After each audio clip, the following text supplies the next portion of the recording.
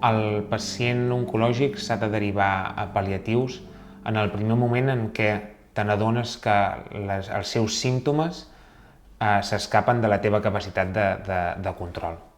Si aquests símptomes s'escapen del tractament que tu estàs habituat a prescriure i es fan més importants o fins i tot al centre del problema del pacient, és quan s'ha de començar a derivar pal·liatius per fer un seguiment conjunt. A mi em van diagnosticar fa 3 anys i pico, 3 anys i una miqueta més, i l'experiència ha sigut dura, ha sigut molt dura des del diagnòstic fins a tots els tractaments que hem fet, les operacions i tot. El servei d'oncologia el que tracta és tot el diagnòstic i tots els tractaments, diguéssim, que hem de fer i totes les pautes que hem de seguir, i a nivell pal·liatius engloba moltíssimes coses. Des de fisioteràpia, psicòlegs, assistència molt directa, molt personal, qualsevol tipus de consulta i tot el tractament mèdic, tota la pauta mèdica, sobretot una confiança en ells increïble. Són els que m'han controlat el dolor i els que m'han ajudat en el dia a dia i han facilitat que la meva vida quotidiana i diària sigui possible, perquè si no, no podria tirar endavant. Al principi és xocant, perquè no es coneix, que la paraula pal·liatius poder espanta una miqueta, no? O tothom pensa que és l'últim recurs que et queda o alguna cosa així, i no és així, és una ajuda diària, és facilitar el dia a dia.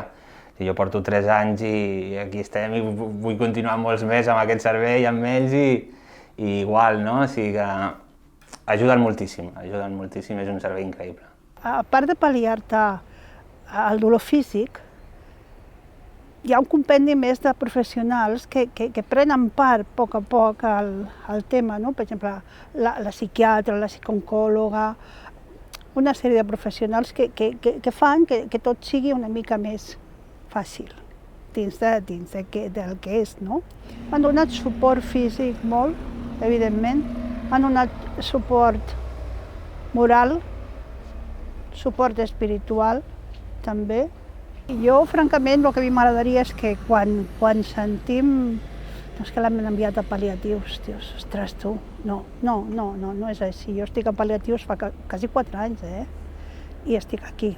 Claro, a mí lo de cuidados paliativos me pareció, me están sentenciando, ¿no? Porque yo siempre he oído que los paliativos son para personas desahuciadas.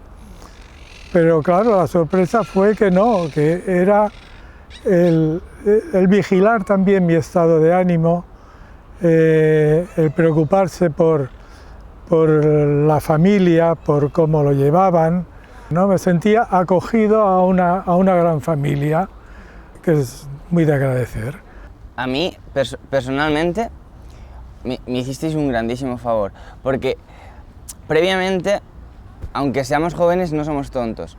Y te lo dije directamente, te dije, dímelo todo. Que te hizo mucha gracia que te lo dijera, pero es que era lo que sentía desde hace muchísimos meses atrás, que quería saberlo todo.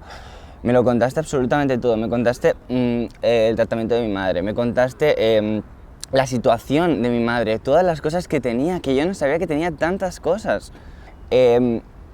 Claro, ahí ya se me vino un poco el mundo encima, pero solo toca tirar para adelante.